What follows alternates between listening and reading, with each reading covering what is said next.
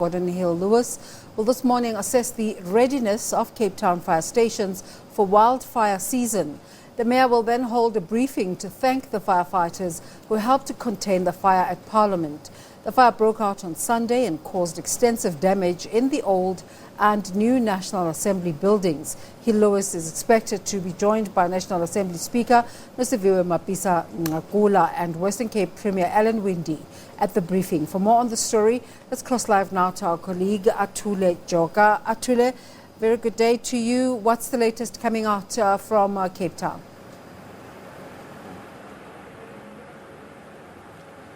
Well, good morning to you, Desiree. We are at Roland Fire Station. This is the first team that responded to that fire when it broke out on Monday.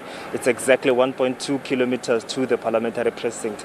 I checked on the GPS, it's about 5 minutes. So they were the first respondents on that fire on Monday morning, and when they got there, they saw the fire was ravaging, the fire was too hard for them to contain. That's when they called for assistance. After doing that assessment, as we understand that more firefighters were deployed. There were about 6 appliances that were deployed, resulting to about 65 firefighters on the ground, which escalated to also about 80 of them trying to fight and contain that blaze. They have been there throughout the days. I remember on Tuesday morning, they tried to stand down and to leave one engineer on the site, but the fire reignited again in that afternoon. So that meant more of them had to come through to try and fight again at that blaze, which engulfed the parliamentary precinct.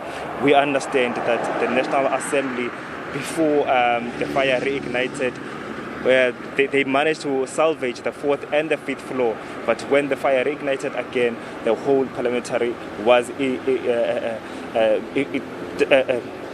decimated down to the ground. And also they tried to save some of the buildings inside the parliamentary precinct. Desiree, you would remember that when the fire tried to move to the presidential offices, which is the Days, when there were calls for the palm trees to be cut down, they tried to dampen the vegetation in between the parliamentary precinct and that offices of the president, trying to manage again to save that particular building. We will also understand that the artifacts which are in the old National Assembly were also saved, and also the old National Assembly, only the roof collapsed, but the structures still remain. So they put on a good fight through the days that they've been trying to fight with this fire. So the mayor of the city of Cape Town, together with the premier and the Mayor member for safety and security, J.P. Smith, we understand they will be joined by the Speaker of Parliament, Nosiviwe Mapisa-Nqakula, to come and thank the firefighters personally for the brave fight that they have fought.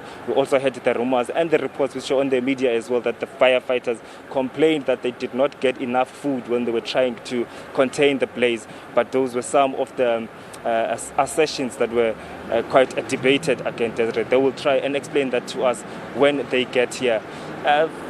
This morning they started at Gugulethu because we know Cape Town is facing the fire season, because we understand that the Western Cape faces about 1,200 fires in a year.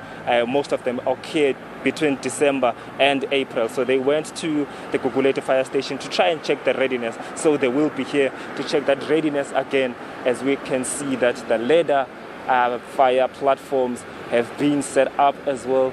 Just for you to see the picture here, they were making those simulations for the dignitaries when they get here, just to show us how ready they are for the fire season. We understand that firefighters get to be under so much pressure because they have to fight shack fires here in the Western Cape, wildfires that occur a lot during this time, and also spontaneous fires like the one we just got out of in Parliament. The fire has been doused, it has been dampened down. The building will be handed over to the police to go on with their investigations, as we know that the man who is at the center, was accused of setting that building alight, will be appearing next week in court. That will also form part of that investigation. So that building will be conducted for those forensic investigations now. Desiree. Atule, thank you so much for bringing us up to speed. Of course, we'll endeavor to cover this process as it unfolds.